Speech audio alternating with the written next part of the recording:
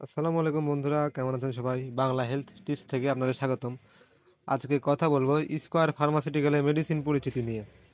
প্রথমে দেখছেন আপনারা মোডিস 400, এটা হচ্ছে আপনার মেট্রোনিডাজল গ্রুপের। যাদের পাতলা পায়খানা এবং পেটের সমস্যা সেক্ষেত্রে আপনারা এটা খেতে পারেন। এটা দিনে 3 বেলা করে খেতে হয়, সকাল দুপুর রাত 3 বেলা করেই।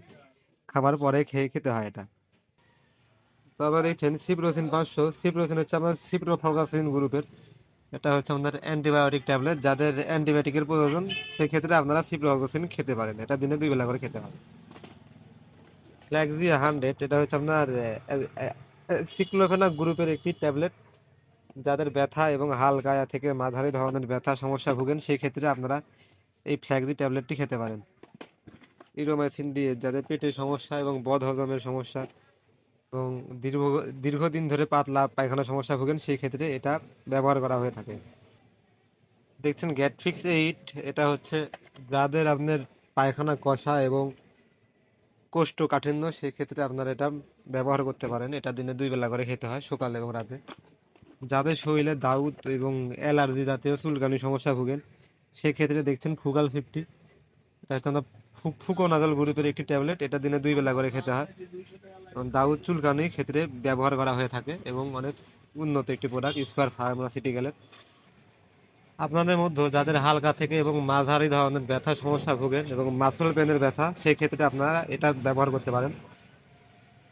ম্যাথেজিক 4 ট্যাবলেটটি দিনে 2 বেলা করে খেতে হয় খাওয়া দাওয়ার পরে এবং ভোরা পেটে খাবেন এবং দিনে 2 বেলা করে খাবেন।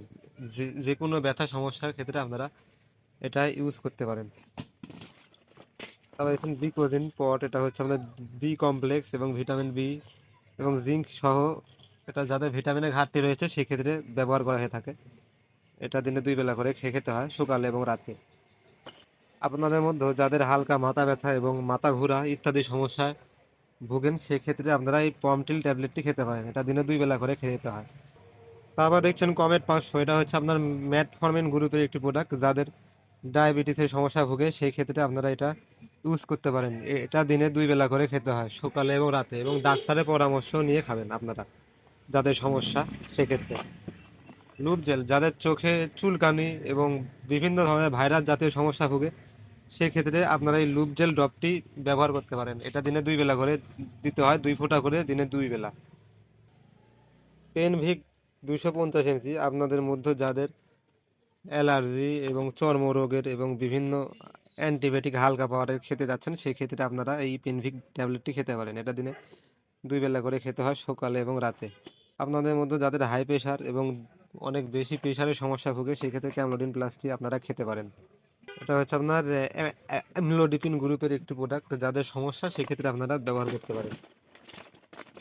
তারপরে দেখছেন সিগলিমেট 500, যাদের অনেক বেশি পরিমাণে ডায়াবেটিসের সমস্যা ভোগে এবং প্রচুর ডায়াবেটিস, যাদের ডায়াবেটিস আপনার 30 পয়েন্টের উপরে কিংবা 20 পয়েন্টের মাঝামাঝি, সেক্ষেত্রে আপনারা এই সিগলিমেট 50/500 ট্যাবলেটটি ইউজ করতে পারেন।